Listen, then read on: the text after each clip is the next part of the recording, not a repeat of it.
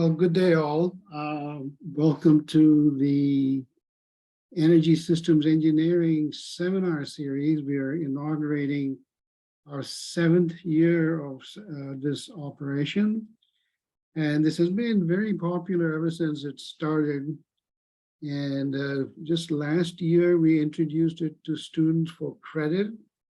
It was meant to serve the purpose of students because it was part of our portfolio of experiential learning, where we would have speakers from outside talking about their experience of implementation or experience with technology in the electric power industry, and especially in the context of climate change, what steps were being taken. So just recently, as I said, last year, we introduced it for credit. And so I'm very pleased to see that this audience for this has always been high. And since this is the opening session, I'll also talk about not only what we're doing at Lehigh, and I'll have some of the students talk just very briefly, but what they're doing in their respective energy capstone projects. But I'll also end with the agenda for the rest of the semester. And really, so this opening talk that I'll be presenting will be kind of a preview of some of the topics you'll be hearing for the rest of the semester. Again, good day. My name is Rudy Shankar. I'm the director of the Energy Systems Engineering program, whose mission is to develop world-class leaders in energy. And we have a master's in engineering, master's in engineering for energy graduates from our program. It's a 10-month, 30-credit course. And we do have a fairly interesting mix of both students who have graduated from university come into the master's program. And we've also had a large influx of part-time students, one who come from industry and want to increase their education in this area. So I'm very pleased to have this mix of audience and mix of students. So I just wanted to alert the audience about some of the dynamics that we are facing as far as students enrolling in our program. So the way these seminars are structured, I just want to kind of give you, this is no surprise from those who have attended from previous years. We have approximately 60 minutes of presentation. I think I'll take a little less today, and I'll leave the remainder of the time for question and answers. And the way we handle that is we allow the students to ask the questions first, and they would have to unmute themselves, introduce themselves, and then I'll throw it open to the audience. They could again do the same, ask it via audio, or they could enter their questions into the chat box so that we can just go through them. So that's what we are planning to do. So I'll talk for roughly 1 hour, finish at about 1 o'clock our time, and then leave about 30 minutes for Q&A. So the title of my presentation is The Electric Utility Landscape, Digitization, Decentralization, and Decarbonization. And you try to say this 3 times and then you get tongue-tied. So I'll call them the 3 Ds. But they're a big part of our business since we are moving towards a digital utility. We're moving towards a decentralized utility where traditional load patterns are different, and we have the source supply sometimes being very close to the load itself. And decarbonization, this push, of course, has come from climate change by large. And while in the beginning, we were looking at how we could decarbonize the supply side, the electricity supply side, really there's as much a need to decarbonize on other areas, industrial usage, for example. So the utility and electrification has been seen as a way to going forward in that area. So I do believe the electric utilities, as we go forward, they may not look and feel like what they are today, but definitely their responsibilities and their activities are going to expand in the next decade or so as they look at these 3 Ds, especially the decarbonization and the role the utilities can play.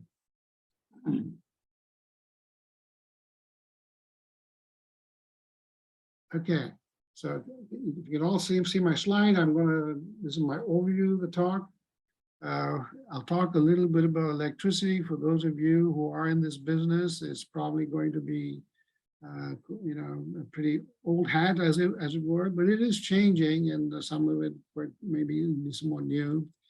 But electricity is sometimes seen as a civil right. It's more than just energy that's being supplied to customers. It's also a necessity, and especially in dire conditions, very hot weather or very cold weather.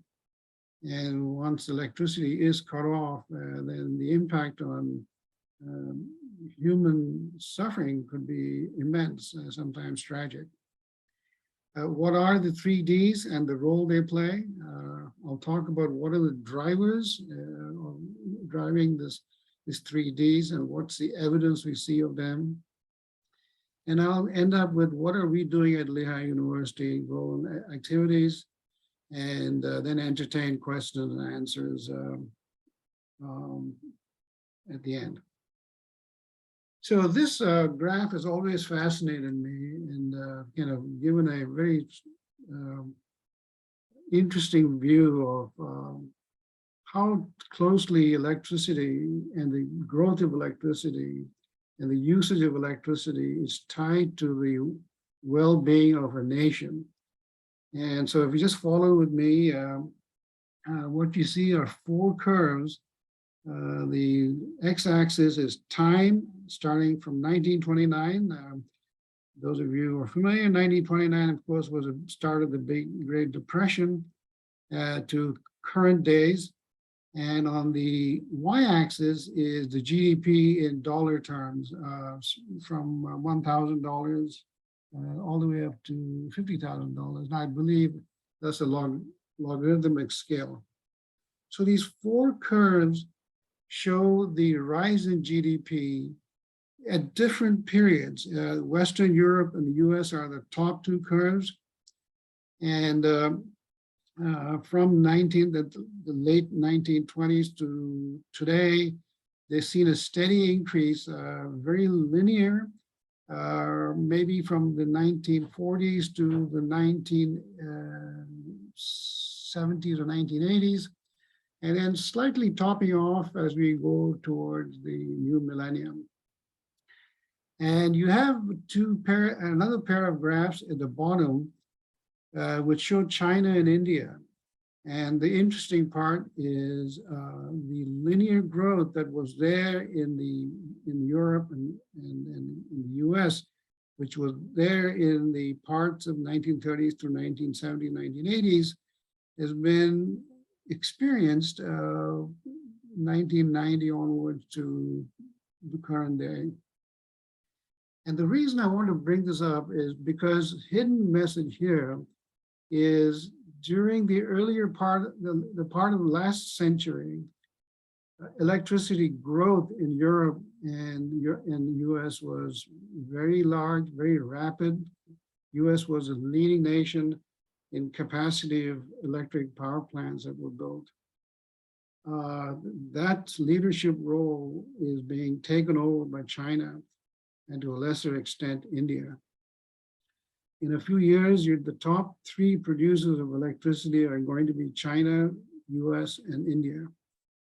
And so this shows how intimately electricity is tied to prosperity.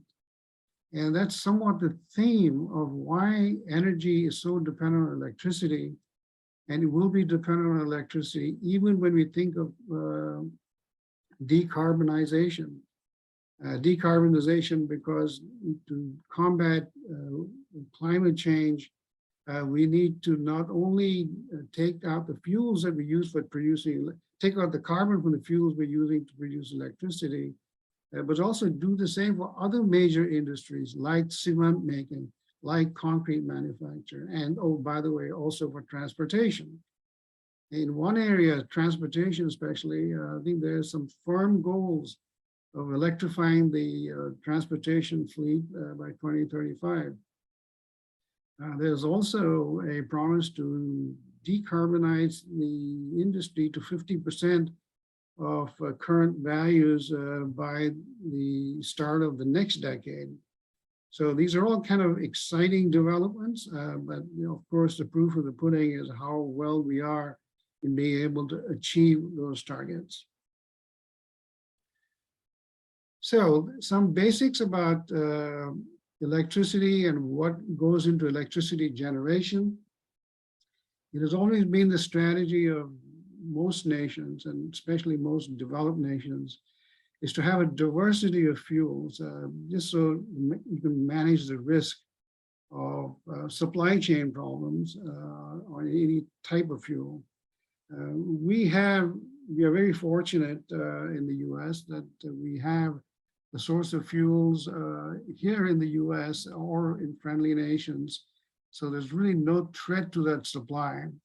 But if you see the pie chart on the right, the mix of fuels that go towards making electricity is quite varied, and it's not concentrated in any one fuel, but a variety of fuels. We have natural gas at 38%, coal at 23%, nuclear at 20%, and hydro at 7%. You can see the others include renewables and other sources, but what we're doing as we go forward is to reduce the fossil-based fuels, which are coal and natural gas. And so coal has dropped in 2019 from, it used to be the largest pie before, and now it's given that up to natural gas. And I believe this slice of the pie for coal is going to keep decreasing as we go forward.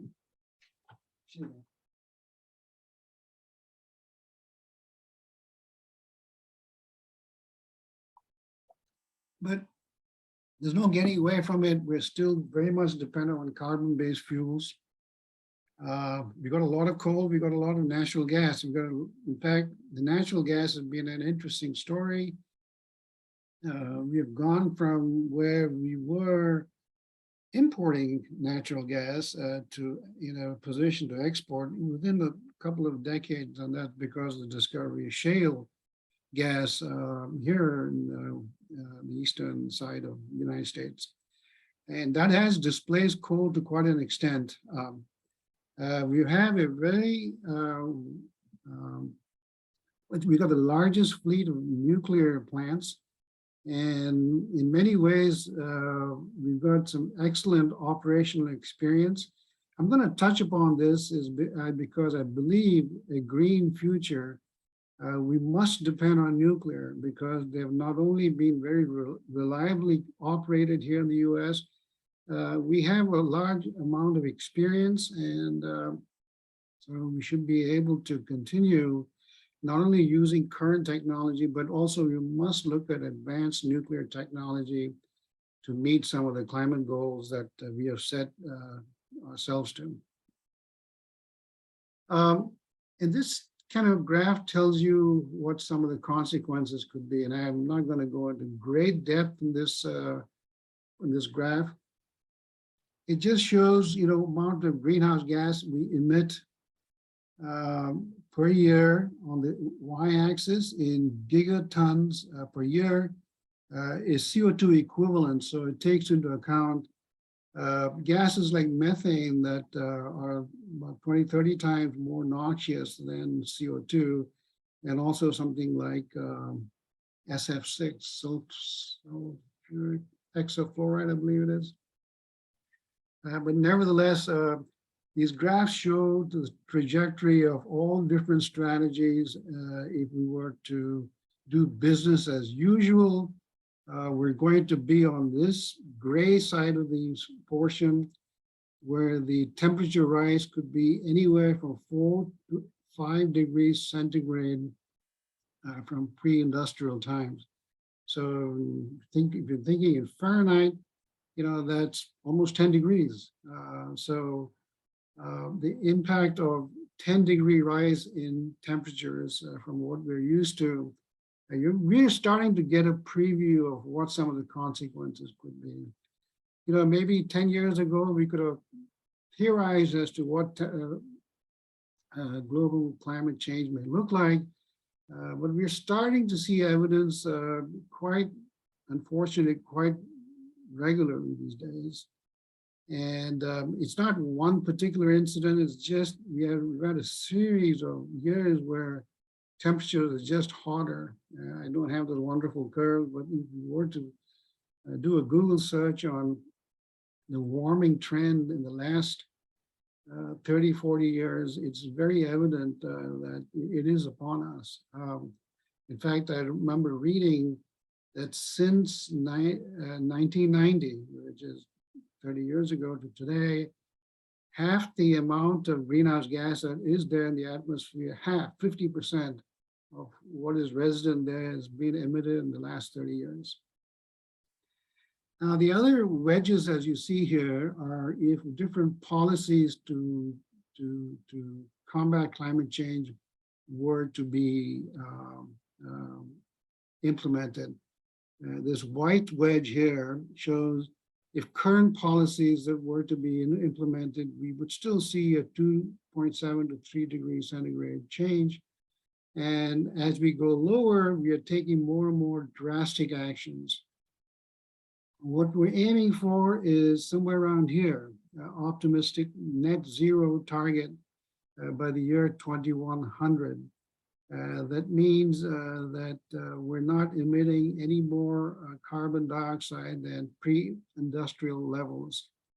That would maintain the Earth's temperature an average about 2 degrees above pre-industrial levels. And of course, that will take some time to dissipate. So even though we do the very best, even up to 2100, climate change is not just going to disappear. And that itself is going to take a few decades, to go away if we were to maintain that level. So this graph kind of tells a lot of interesting stories. If it were business as usual, that's not a good thing to look forward to. We must do something about it. And all these different wedges arise from the different strategies we can adopt. And it's very revealing. And there are variations to this wedge diagram that others have developed. And so partly in response to some of these reasons, we are moving towards from a traditional grid, which had the supply at one end, load at another end, and long miles of transmission line between them, and to something that's a little more crowded, where the supply could be where the load is, and also where the supply is. And you have supplies that are very different. We were leaning on supplies that were very stable, that were very steady and very reliable. Moving to renewable resources, we must get used to supply sources that could be intermittent because we're using solar and wind, and sun doesn't shine all the time, nor does wind blow all the time. So we expect to have very intermittent supply of electricity. Of course, there's a kind of white knight there too. If we had energy storage technology, there are ways to where we could smooth out that intermittency. Ideally, we could have it as steady as the old central generating units. You're not there yet because the storage technology hasn't reached that economic level where we could achieve steady supply of renewable resources. We're not there, but we will be getting there in a decade or so. So something very exciting to look forward to. So it's always a question of pace of change. And we wrote an article about this a year or two ago in Energy Central. The last cohort of students, and I, we wrote an article about these 3 Ds and what are the trends and what has changed. And there's no doubt this would have happened regardless of climate change or not, because of the rise of other things. Customers are becoming more intransigent about what they wish to see as a way of what their supply ought to be. And of course the internet has made that very possible. So 3 Ds, digitization, ability to store asset operational maintenance data for diagnostics and prognostics, but also to be able to transfer drawings and people and having conference among experts to be able to discuss issues. It's just so much more smooth these days than it was 10, 20 years ago. Decentralization, of course, is where the sources could be anywhere, where the load is or where the supply is. And decarbonization, of course, is kind of a driver that's almost overarching, in a sense, is driving our way we would be conducting business in the future. Ideally, where we fully decarbonize the grid, and not only decarbonize the grid, but decarbonize other industries that we are dependent upon, transportation being one, other industries like concrete structures and cement being another. So all these fall in the realm of decarbonization, and the electric utilities, as I mentioned right in the beginning, are probably going to be playing a much larger role in the overall scheme of things rather than just the area that they were involved in before. I mentioned this, the ability to access asset information, ability to perform diagnostics, and to aggregate information. Demand response could be done so much more efficiently if there was a ability to collate digital data to be able to augment the supply, with alternate resources and to meet peak demand, for example. Something that some of you may be familiar with, one big area where digitization could be of great help is to go from a regime where you go from time-based maintenance to condition-based maintenance. Here is a picture of a reactor coolant pump. It is a very important component in a power plant, especially nuclear power plants. And these things are pretty reliable, but you must see to be able to detect certain failure modes, signatures of that it's failing, detected in advance before there's an incident. So there are technologies today that are pretty well developed that can analyze signatures. FEMA stands for failure effects and something analysis, I forget what that is.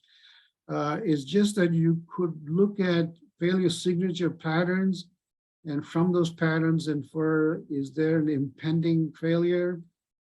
Impending meaning, was something going to happen 6 months from now, 9 months from now? So you get an early warning that there are issues so that you could take it out of service or service it at a convenient time rather than being surprised by it. So going from a regime which was condition-based to where it's going, from time-based to condition-based is being made possible by digitization. There are computers that can analyze these signatures, and they are, of course, developed by people from their expertise. And you could implement this to be able to monitor critical equipment. And so if you do this for a lot of your critical equipment, bingo, you have a plant or a fleet monitoring service, that could detect incipient failures well before they become big problems. I had the good fortune when I was in the utility side of working with several utilities, primarily one, Luminant, one of my good friends is still involved in this area. They were one of the pioneers in implementing this. They had a large fossil fleet and a nuclear plant, and they were able to show how this can be done. As I said, they were the pioneers. It was followed by other large utilities like Exelon, like Duke Energy, like the utility I work for, Tennessee Valley Authority, that implemented something very similar. And the reasons for that were very simple. Economics. Economics was the big driver. This capability of the Power Optimization Center, you did not have to have experts at every plant. The common practice in the, I like to say, good old days, was to have a turbine expert at every important plant that the utility owned. And you had a condenser expert, you had a surface water expert, and it was becoming more and more expensive to operate a plant. This made this possible. This virtual capability made it possible for experts to be anywhere, anytime. And you could have experts who could congregate over the internet to be able to resolve problems. So economics was one of the biggest drivers in driving many utilities, towards a concept of having a power optimization center where they would use digital information to be able to manage their assets. And this has been a tremendous success. And I was very fortunate that we worked in the early stages of this product. And it's quite common, even in Europe, EDF, Iberdrola, French and Spanish utilities who have plants that not only are in their respective countries, but all over South America and elsewhere. They're able to manage their assets much more efficiently. So digitization, I don't have to tell you, has become is really a necessary part of the grid as we go forward. The decentralization part is because distributed energy resources, solar panels, wind turbines, especially solar panels, I think what residences have solar on the roof, and there are many states that have net metering capabilities, and of course, unfortunately, different policies. You need to keep track of what they are. And they're now sophisticated distribution management system, where once most of the management of the grid was at the transmission side, more and more the focus is moving to the distribution side because of the sophistication of resources that are there. And finally, the last part is where some of these capabilities could go towards managing our peak demand. And that capability is through this, what's called virtual power plants. They've become a interesting capability that has been, many utilities have pursued this. Con Ed is, for one, is looking at this capability within their own service territory. Again, something that you're probably quite familiar with. Solar has grown very rapidly. This graph shows growth of residential solar, utility solar, and another kind of solar technology called concentrated solar, which you don't see this in residential buildings, but definitely see in utility scale. But one big reason again here is economics. The price of photovoltaic cells has fallen dramatically, 2 orders of magnitude, or maybe the last 2 decades, and that has made it possible for solar to be where it is today. And of course, hats off to the U.S. Department of Energy in their Sunshot program, where they had a mission to have it less than $1 per watt from what it was before, $10 per watt. I think it's even less than $1 a watt today. It's a few cents a watt these days. Some of these solar panels are pretty competitive with traditional coal plants. Of course, they don't have the reliability and capacity that most coal plants have, but nevertheless, it's fallen in price to the extent that they're competitive. What I've shown here is a cartoon of a virtual power plant. And this is a very interesting concept. And again, this can only happen, this could have only happened because of the ability of digitization. And now that you have all these resources on different commercial buildings, rooftops, the idea here is how could you construct a virtual power plant, as it were, with the assets that you have, which are disaggregated, but through the power of artificial intelligence, AI, machine learning, that you're able to aggregate this in clever ways to meet traditional service demands like demand response or peak demand and so on. Peak demand, as some utility folks know, is the most expensive power that you could buy because you want this immediately and get it marketed at whatever price. And since utilities buy this at wholesale, that price is not usually transferred to the retail, your customers, except maybe one or two places. And so it is very expensive. Utilities would want to avoid buying peak demand. And so the virtual power plants would play a very strong role, where utilities could manage the economic excesses of meeting high demand and how they would go about meeting it. In fact, Con Ed, they made an estimate that their peak demand was almost 30% cost of their entire supply, whereas their peak demand was needed for no more than 7 days in a year. 7 days in a year, more than 30% of their budget. So they were able to, they're able to convince customers to make sure peak demand is low. If not that, they would be able to meet this through things like virtual power plants, again, made possible by digitization and the decentralization that has taken place in our world today.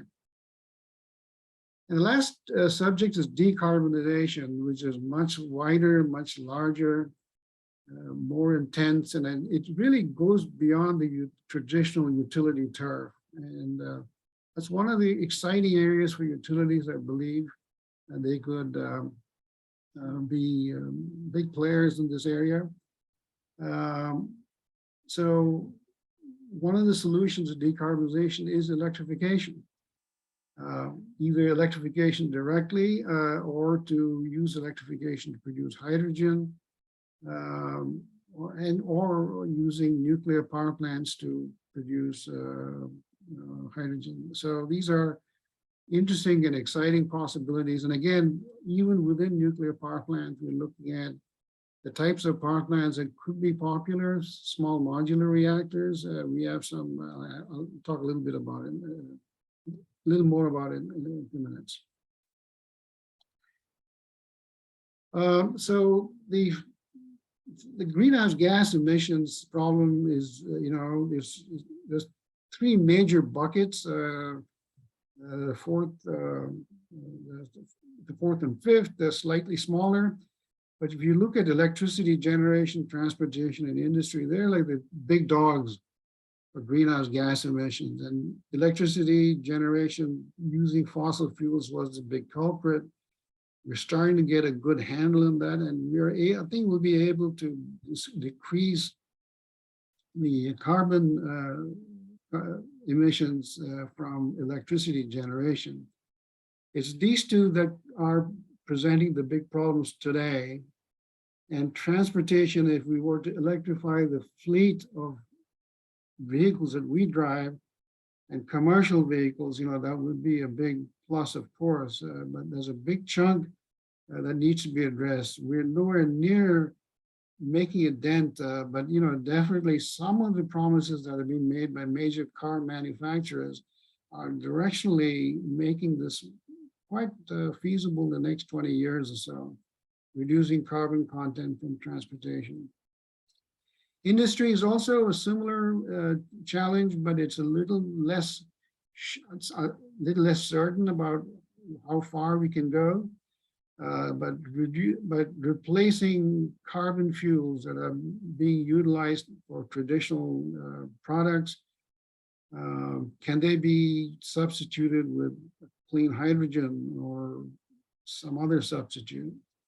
So these three areas, there's a strategy going forward. How quickly they can be tackled is another question.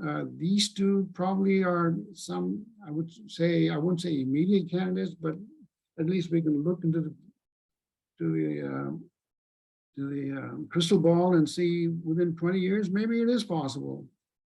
Commercial and residential are other challenges. If you were to reduce the carbon footprint of commercial buildings and residential homes, that would be a big step. And there are some things going on in that area, but again, it could be a little uncertain as to how far we can get in what time. And agriculture. So it's not just, there's not only one culprit in, where we need to reduce greenhouse gas. There's quite a number of them. That's why I believe the utility industry could play a large role in all these areas, and it could be some very interesting times. I wanted to share this graph that EPRI and Chevron put together. Chevron, yes, that oil company. They are also obviously very interested in looking at renewable resources. They see some of the things that are affecting their customers. But what this graph shows is, all forms of energy are needed. And so what you see here in light blue is the demand in 2009 to what it will be in gray in 2040. And these bars here show that would be the average and that would be the spread. For example, oil will still be there in 2040. It will be less than what we used in 2009, according to Chevron and EPRI. And the variance could be that bar as shown. So if you read all the items here, gas is not changing that much. Renewables, they're predicting a large change. Coal, a change that is somewhat dramatic. And bioenergy and nuclear, they see a little uptick in both of them.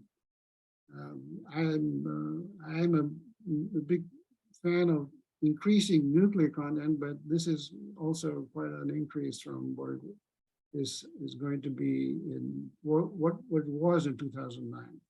So interesting projections by Chevron about A, renewable resources, and the B, that we still will be having a energy mix that is it'll be different from the mix that we have today, but those players will be still around, oil, renewables, coal, and so on. This graph shows the adoption of, according to Ernst Young, projection on the use of electric vehicles. And the interesting thing that stands out is China and India.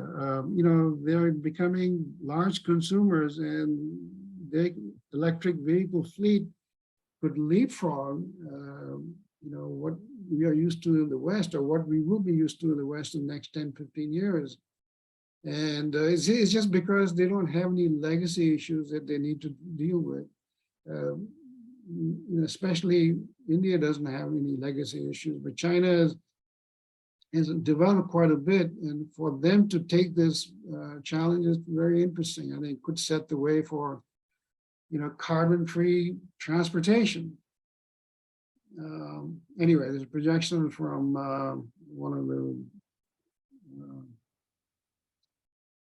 vendors here, Ernst Young. And I wanted to share this graph because this utilities may not be showing so much of a desire to follow the path strictly. You may have some other ways to reduce the carbon content. Partly it's because it's their charter is to meet PUC directives, and so their pathway to reducing carbon content is a little more twisted and maybe torturous. But many utilities are moving in a direction which is probably right. NextEra, for example, is really very strictly following those guidelines to be able to reduce their carbon-based fuels, as is Dominion. They're bringing building a lot of offshore wind off of Virginia, as is Duke for that matter. So maybe a little less optimistic looking at some graphs like this, but I think overall, if the investment climate were right, if the policies were right, I think utilities will also follow the same path. And we'll get to that in a second. This one, I just wanted to show the incentive that we got just a few weeks ago was this IRA, stands for Inflation Reduction Act. These are simply the tax credits that the business of clean electricity would get. Be a tax credit set aside of 160 billion. That means investors would be making investment 4 or 5 times that amount. So if you were to total all these numbers, investments could be in the couple of $2 to $3 trillion in clean energy, according to the IRA Act. And so this is, you need money to move these things. And the fact that there is these incentives makes it more possible to meet the goals that we need to meet to reduce the impact of climate change. This is definitely a first step, a definitive step, but will it get us there? Time will tell. I wanted to make this point about nuclear energy. I believe this is something it's worth its, we've had some very good experience operating nuclear plants. It is a green resource. We have full control of the fuel that goes towards nuclear reactors. So, why don't we concentrate more on nuclear energy as another green resource? And definitely its carbon footprint is very low. This somewhat busy graph shows that even though nuclear is just about 9% capacity of our fleet, it is more than 20% of our generation. That's because it can run longer. Its nameplate capacity is higher. The nuclear plants have a capacity factor of 90–95%. I mean, it's remarkable. And of course, as you know, nuclear plants, one of the things that has been a negative for them is construction costs. But I think we are starting to get a handle on that. Small modular reactors, standard design are all ways by which we can standardize construction costs. And that's where most of the uncertainty has been. But once it's operational, the marginal cost is really very attractive. And thank God we've had a very good operating experience here in the US. And so I believe we ought to be investing more in nuclear as a green fuel, as a green source of energy. Don't have to show this graph to many of you, but the carbon footprint for nuclear, as you can see, is much lower than solar. Life cycle carbon emissions from selected supply. So, nuclear is truly a very low carbon footprint resource. So even as we pursue all the above strategies to decarbonize, nuclear energy research and implementation must increase.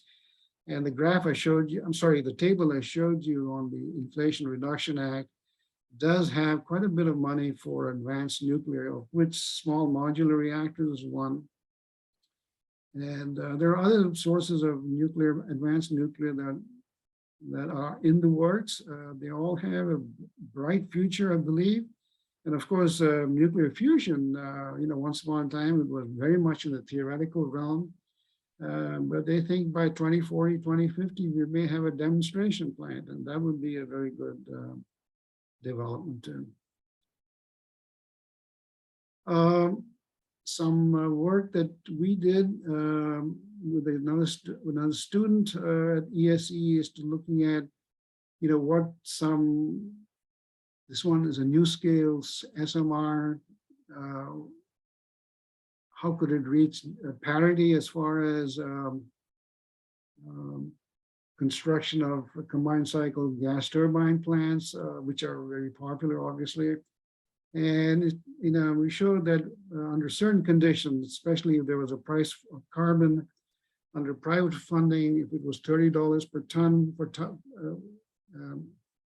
carbon, and at a discount rate of 9%, it becomes competitive with public funding at even at a lower rate, $10 per ton, and 6% discount rate. Small modular reactors could be feasible. And $10 per ton is a price of carbon that people are talking about. So this is in the realm of reality, as they say. So some good news to take forward. Again, no surprise to many of you, we've had very good operating experience. We have the largest fleet of nuclear plants. So why not put that to good use? Use our current nuclear plants. Some of them have gotten an extension to their license, operating license from 40 to 60 years. Some of them think they can push it to another 20 years. Now, there's no, I know that many of you are aware of this. Our Nuclear Regulatory Authority is one of the strictest and the most well-managed regulatory authority that I'm aware of. So to be able to give license for plants to operate for 60 years, obviously it was a very well thought out step. To look at 80 years, I know there'll be other issues they'll need to look at. For example, nuclear embrittlement could be an issue, but I'm very certain that this analysis would be done thoroughly, independently, and without any bias. And if some plants meet some of the criteria, I do believe they can operate for 80 years from their start. I believe some of these plants do fall under that regime. But given that we're not building any more nuclear plants, at least not yet, we are reliant very much on the current fleet, and that is being depleted because some of them have been retired. It used to have 104 reactors, I believe. Now it's down to 92 or so. So the last part of my talk, I want to talk about why, how does this impact our education at Lehigh in our program? As I said, our mission is to produce a new generation of world-class leaders for the energy industry. And so they need to be aware of many of the things I've talked about, where we're headed, what role electricity plays, what role green energy would play, what role the customer would play. So we kind of get them real world ideas to make sure that they have a good grasp of, not just their knowledge about how things work, but how do they really work in the field, and what are some of the softer issues that they need to deal with. And so we have this learning process, which is throughout Lehigh, we promote experiential learning. And then instead of a thesis, we have capstone projects that are sponsored by industry. As this is the list of capstone projects that our students are working on. We had a new cohort of students come in July. And so starting with the intelligent virtual power plant that you see on the top to all the way down to leveraging solar roofs on warehouse structures for hydrogen production. You can see the variety of projects that the students do. So I'm going to just ask one or two students to talk about, what they're doing. 60 seconds, virtual power plant. I know Oshan is in the audience. Oshan, if you don't mind unmuting yourself and giving a 60-second review of what your project is all about. Okay, sure. Thank you, Professor. I hope you can hear me well. Yeah. So I'll be working on this project called Intelligent Virtual Power Plant for Lehigh University campus. It's a fascinating concept in the grid modernization or this digitalization arena. It's a simulation-based project, relies on a software platform where we call the aggregator, developed by DerNetSoft, a software as a service company. So you already heard a little bit of virtual power plant today during the lecture. So the idea is that the distributed energy resources, or we call the DERs, such as solar, battery storage, electric vehicle charging stations, flexible loads sometimes, are connected with a special network that comprises of artificial intelligence and optimization, is actually function as a conventional power plant and can provide some of these grid services like peak shaving. So my project objective is to design and build a virtual power plant using Lehigh University assets, and I'm going to investigate the benefits in terms of financial, operational, and environmental, and to see this in aggregating and optimizing these behind the meter DERs, and what are the benefits for all these stakeholders. So that's all. Thank you. Thank you, Oshan. Let me, if Nick Kosir is in the audience, if you could talk about rooftop solar systems on commercial buildings, why we're doing this, and some of the modeling work you're doing so far. Nick, are you there? Yes, I'm here. Hello. The purpose of studying rooftop solar in the US is that there is over 17 billion square feet of warehouse space in the US alone. And I calculated that this past semester that this would be enough to power 3.5% of US electricity generation, if 40% of warehouse rooftop space was covered in solar panels. So while this complete use of this space will never be attained, my goal is to help the local engineering consulting firm that goes by the name of Whitman kind of decide their investment strategy is which US regions would be optimal for solar on warehouse rooftops. And in order to do this, I studied different factors ranging from utility rates, net metering policy, and the amount of warehouse space in different regions to kind of get a sense of which regions provide the greatest economic opportunity for warehouse solar. Thank you, Nick. Again, a variation of that theme, can be utilized some of that space for electric vehicle charging, especially if you have very large roofs. Can that be a resource? And what's its potential in Pennsylvania? So if Jade or Trevor. Sure, I can go. Yeah. So our project builds upon past years ESE capstone projects and Nick's project that researched solar on top of warehouse roofs. Since the solar, it often leads to excess energy generation. So our project will look at the viability of storing this excess energy and using it for electric vehicle charging infrastructure.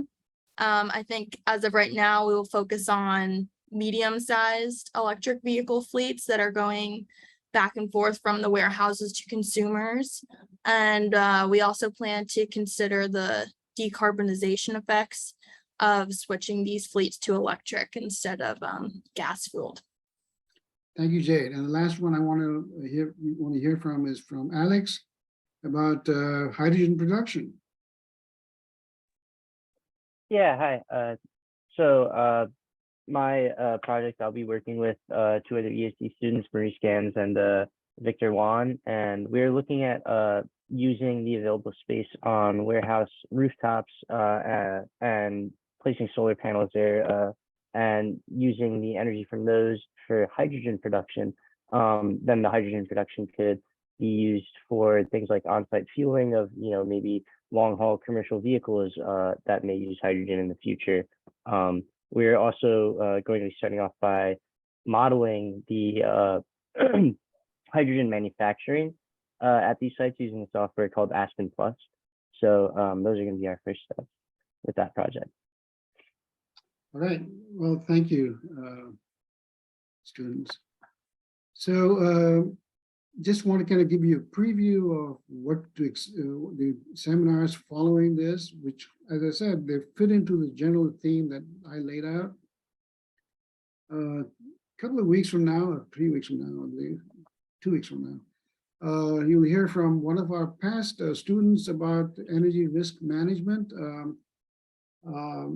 He's out in the West Coast, and of course, I talked about the pace of change, and of course, in California, the grid is changing quite rapidly. They're very much dependent upon solar, and they import a lot of their energy supplies from outside their state. Also, in the third seminar is going to be about what I alluded to, digitization of data, and we'll have the good fortune of having Clint Carter, who was one of the pioneers in this area, who was a director at Luminant Energy, and he actually was serving for a couple of last 2 years at the Department of Energy, looking at making nuclear plants more cost-effective by reducing maintenance costs on nuclear plants using AI. In fact, Lehigh worked briefly with them. Next seminar is from EPRI about how do we manage the grid with increased penetration of DERs. We'll visit that same topic from a speaker from Uruguay. They have 93% renewables in Uruguay. Well, they can do it as a smaller country than the US, of course, and much lot smaller. But still, it's a challenge. It is a large enough country where 93% penetration is quite a lot.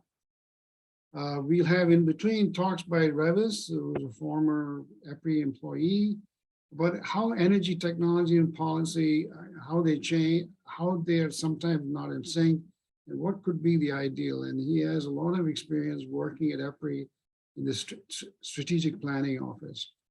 And finally, the last one this semester is going to be the future of nuclear. And Tina Taylor at EPRI will be presenting this. So I just promise you that this is going to be a very exciting semester of presentations, seminars from people from all over the country, all over the world. And I think this is my last slide. Yes, it is. And so I'll take questions. So as I said, I'll take questions from students orally. If you have questions, please unmute yourself and ask them. I'll stop sharing so that we have a bigger screen. All right. Questions on what you heard today? Besides like small modular reactors and advanced nuclear technology, is there any way to really promote nuclear energy as becoming one of the forefronts for our future? Because I agree that it's a very necessary, dimension of our demand. Yeah, it's a good question. I think it's all a question of having the. I think it is happening. Okay, let me put it this way. I do believe even the projections, the nuclear capacity is going to increase. And when fusion comes about, that may change the dynamics even more. If fusion were something so real that we could actually implement this here on planet Earth and pay 7 cents a kilowatt hour for that, everybody dump everything else and use nuclear fusion. I think time will tell, Nick, but a good question. Thank you. Any other questions from students? All right, so I'm going to open the floor, ask any questions from anybody.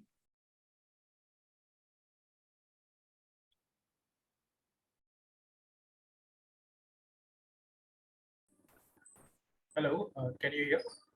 Yes, My question is, Tilina? yeah, I'm Tilina. Okay. My question is open for everyone. Have you all done any studies regarding the low voltage distribution network feasibility study, and whether, like, now the developing technologies are coming up with mostly DC based. Yeah. So anything on that in your presentation future? When you say low voltage, you're talking about the 12 volts? Actually, I'm talking about 1000 volt, 1500 volt DC. Oh, no, we're not doing any work, but at least not at Lehigh. Yeah, we're not doing any. But why don't you tell us what you're doing? I did. I mean, I work for a utility in Sri Lanka, but I read on in the internet that nowadays the utilities are looking at going to low voltage distribution networks, because considering most of our energy resource, distributed energy resource DERs are DC based, like household applications, you name it, solar, battery storage, vehicle EVs. Everything is on DC. So why do we run on AC? So I just want to know whether Lehigh is doing anything on that. Not that I'm aware of, but please, don't hesitate to send me a note on this. Really would like to see some of the background work in this area. Good question.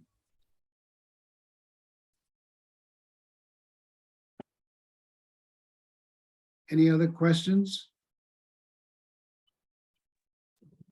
Hey, Rudy, I see that Joe has a question in the chat. He asked how much CO2 is generated in the manufacture of solar panels. My understanding is that they're made in China, which is using a lot of dirty coal to generate electricity.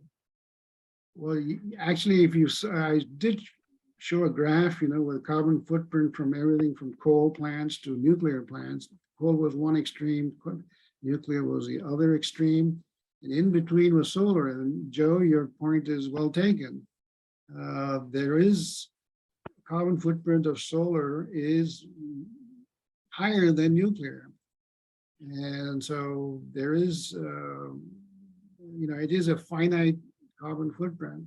So, what that means is as we manufacture more panels, since we are going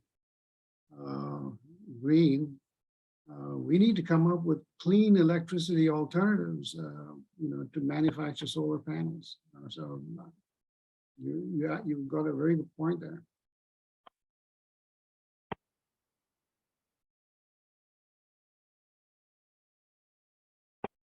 Any other questions for me or for the students that you heard from?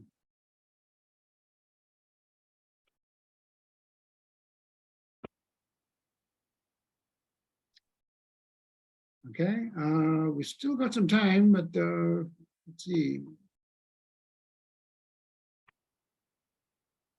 Okay, there's a question or comment. Let me, as we have already discussed, nuclear demand is increasing in the future. Oh, nuclear waste. Good question. Is that Halar who asked the question? Let me point out two things. Yes, sir. Okay, a good question. Thank you. Let me try to answer that. So nuclear waste is an issue that, it's a very visible issue. I don't want to go into great history, but there was once a move towards taking all the nuclear waste and putting it in a quote safe place in Nevada. But that fell through because A, politics, and B, there was some issues related to the storage site that was serious. Having said that, the nuclear waste now is managed at each facility. They have, they store it in casks, and it is a kind of an eyesore more than anything else. And they need to be, and they're radioactive. There's no doubt about that.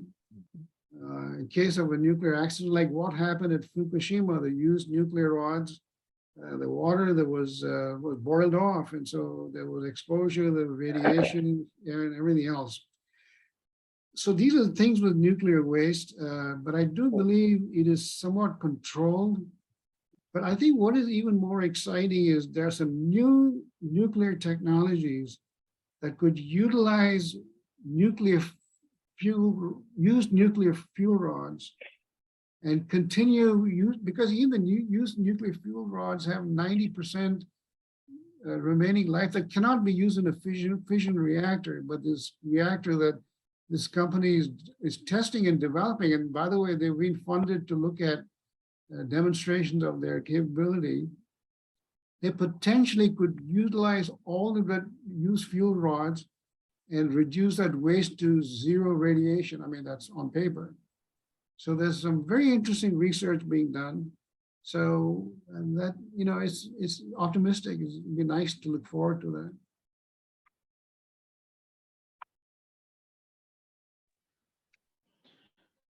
Okay, so I see Dave Ellis has his hands raised. You want to ask a question, David? Sure, Rudy. I'm just thinking that the interaction of policy and technology is really going to affect the economics of change in the industry, whether we're talking about electrification of transportation or whether we're talking about how nuclear is handled.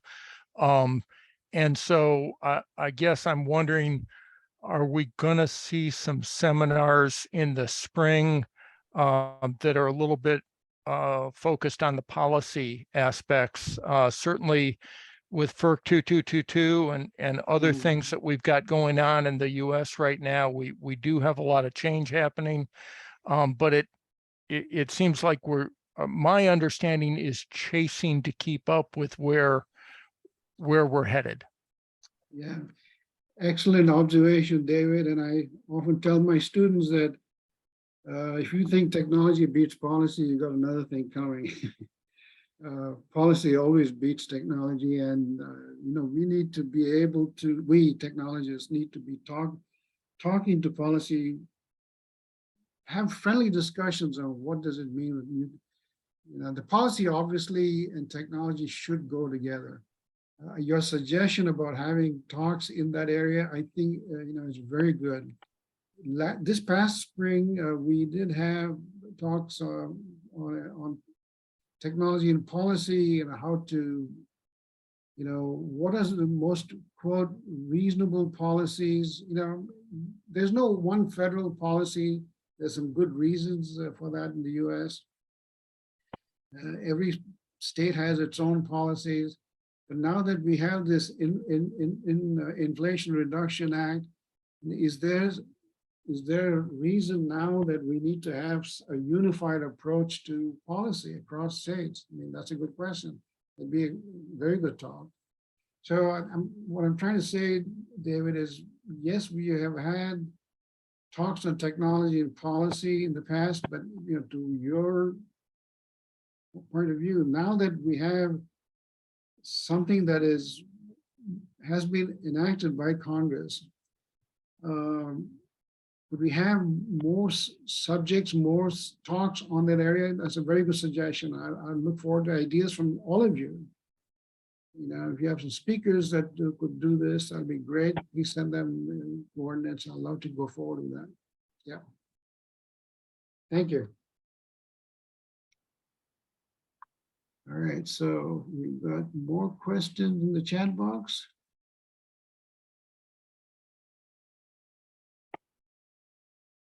Okay, Helena Rajapaksa, low voltage distribution networks. I look forward to getting that information, sir.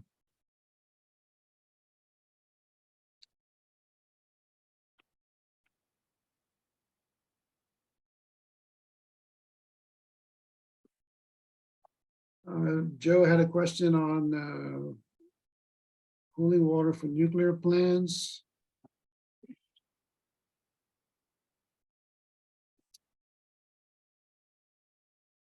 Yeah. Well, we have a presentation by EPRI, the last presentation this semester by Tina Taylor about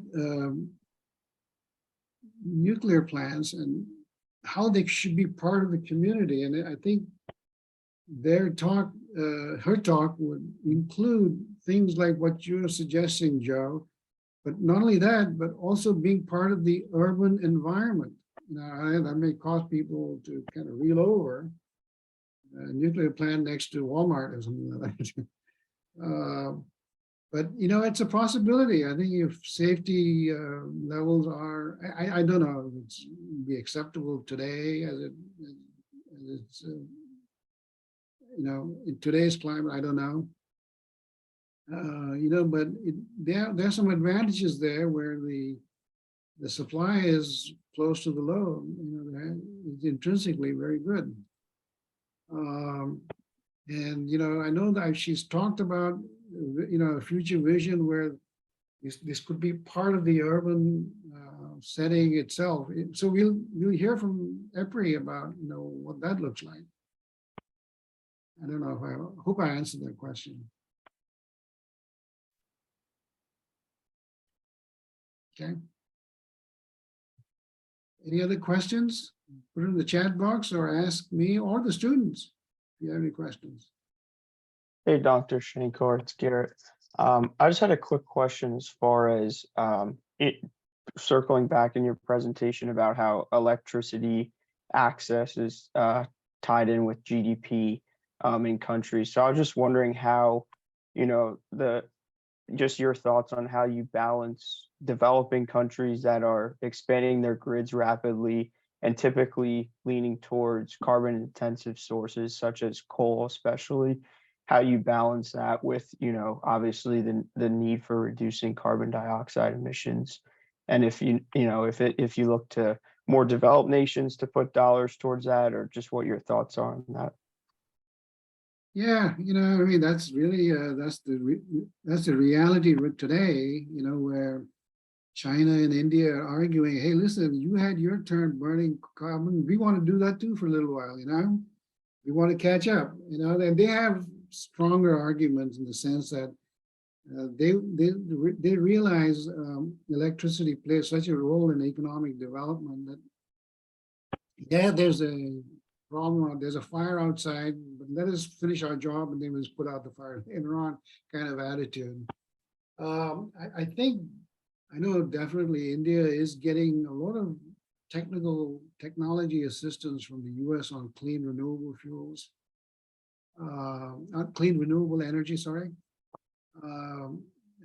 China is much farther along, and I think they are in a better position to phase out their coal plants. Whether they choose to or not, I don't know.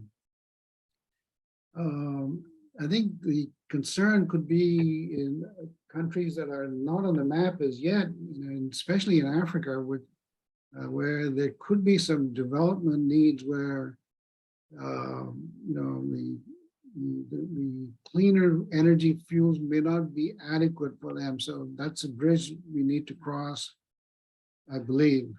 But there needs to be some compromise, like we have what's going on today. I think India and China are, quote, allowed to burn more carbon than the others. And that's because they've made a promise downstream that they're going to go cut back on carbon fuels. And I had a graph which showed China and India are taking some very definitive steps in their transportation fleet. I mean, they're going all electric in a more concerted way than the West is. Granted, they're starting from a lower base, but that's what's happening there. I know that India's renewable energy policy is 50% green by 2035. So that's not bad. Being the third largest grid, having 50% green is pretty good. So Garrett, it's just a long story short, there's just a series of compromises that are always made and you got to live with it. Right, understood. Thank you. Appreciate it.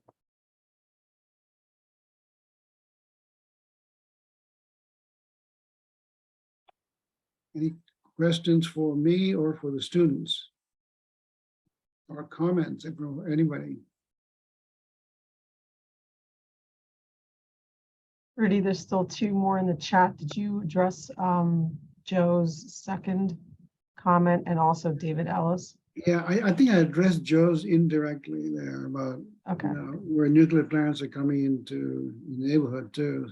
I mean, that's the vision, but whether we'll have a talk from that lady in the last seminar that we'll have this semester. David points out towards there are ANSI standards that cover DC electricity meters. Okay, and no, it's a good idea. Why isn't it more widespread is a question that you're trying to answer, Helena.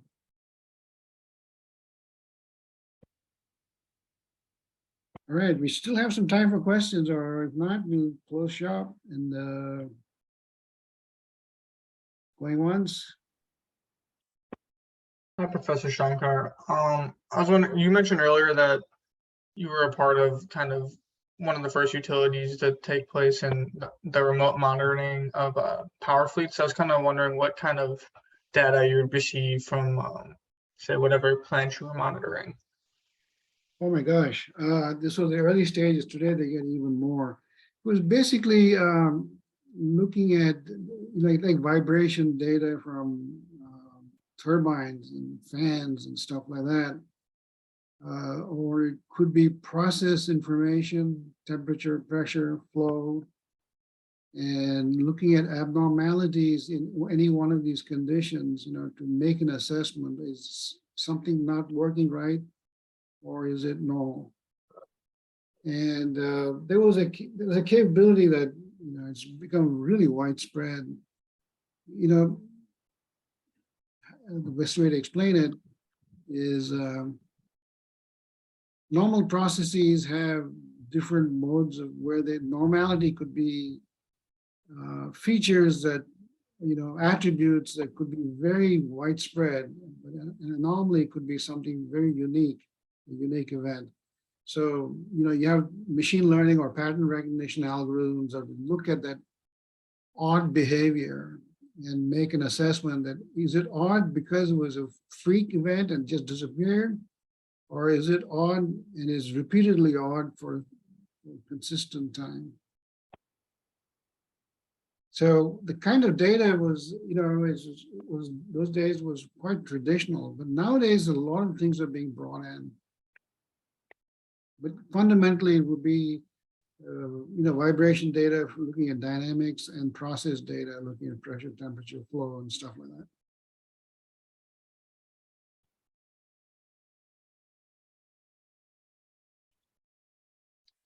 Professor Shankar, can you hear me? Yes, Victor, go ahead. I want to say some opinion about just now the John the John Anderson, he said about something about CO2 emission from the PV. Yes. I want to say something about my opinion. Go ahead, please. Well, I think why does the PV can produce so much CO2 more than the nuclear? Well, from my perspective, I think it is because of that. There has a special system named SVG and SVC system. Means once the solar panels, the whole solar the whole solar plants, the whole solar system, if they are not working or deactivating, means they are not functioning. So there has a supply the electricity system. Just as I mentioned, as SVC, SVG means it will be cost and supply more energy from that system. So this energy could be, generated from the coal plants. So it would produce more CO2 from there.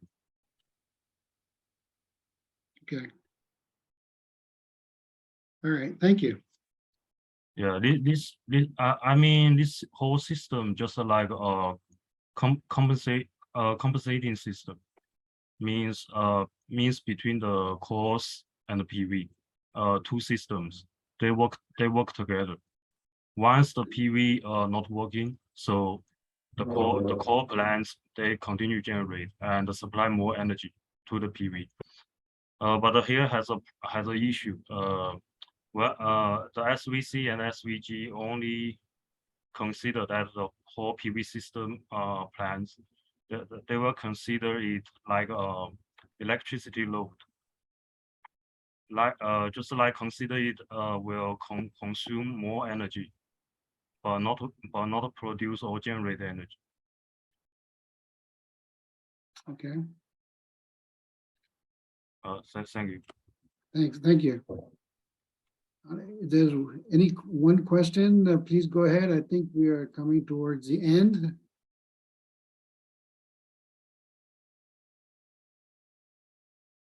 And if you have any suggestions for future seminars, especially energy technology and policy, and you have some thoughts, send them along to me, because I think that would be very appropriate.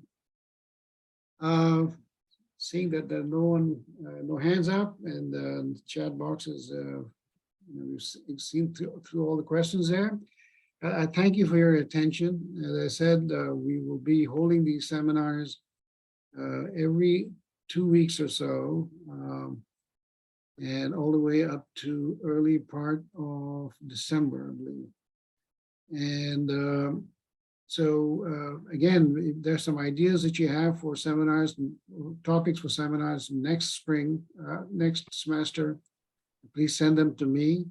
But thank you for your patience. And if you have questions, send a note to me, and I'll try to answer them. Thank you for your attention, and have a good afternoon. Thank you.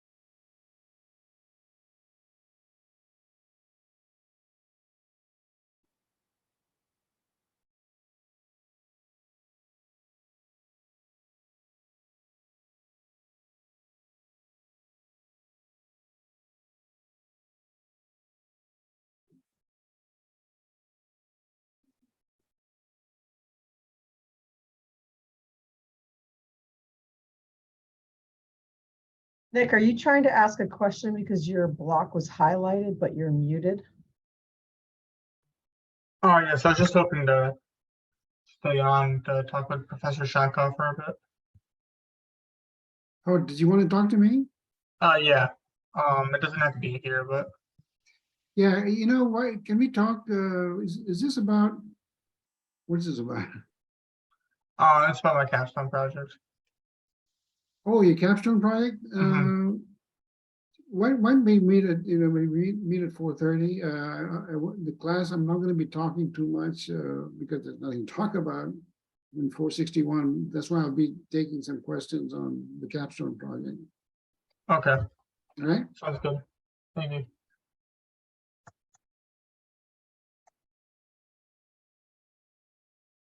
I see Andrew's there.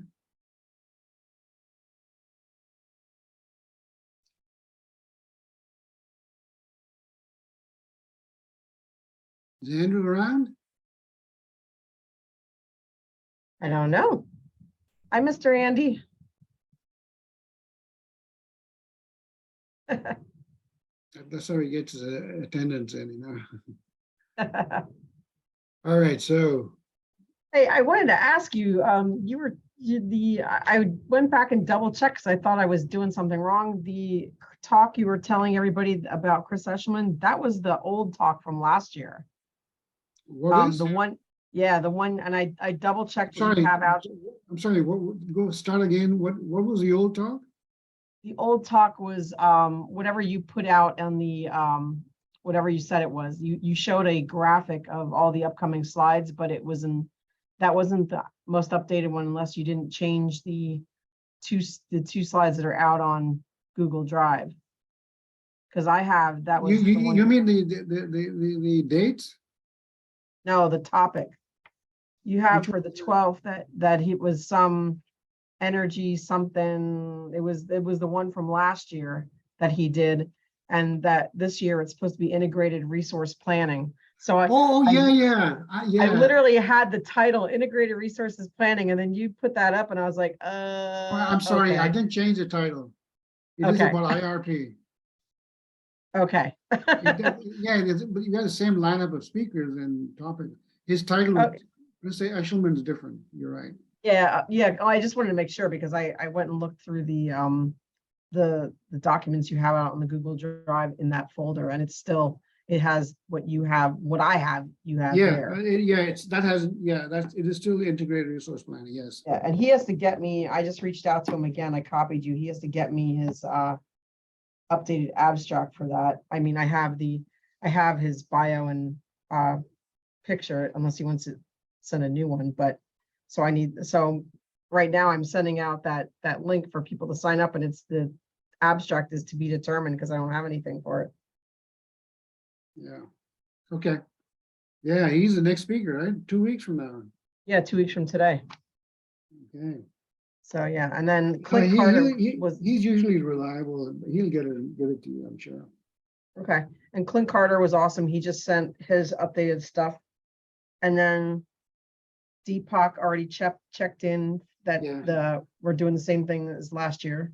So that goes up to Revis. I think he's gonna do he's just gonna freshen up the abstract. Yeah. I think is kind of what he said. So that'll take us all the way up to November 14th then. Once I get Revis's. Good. All right. I'm still trying to get a Con Ed field trip somewhere in between, and I haven't heard from Davis. Davis, is it? Ellie Sanders. Oh, you're talking about Horace Davis on Con Ed. Horace Davis. Yeah, you know what? I haven't heard from him either because I'm waiting to get an address to ship out his golf shirt. And I think it was Tony or somebody, Tony or someone.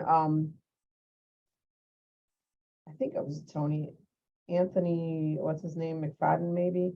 He's from Con Ed, right?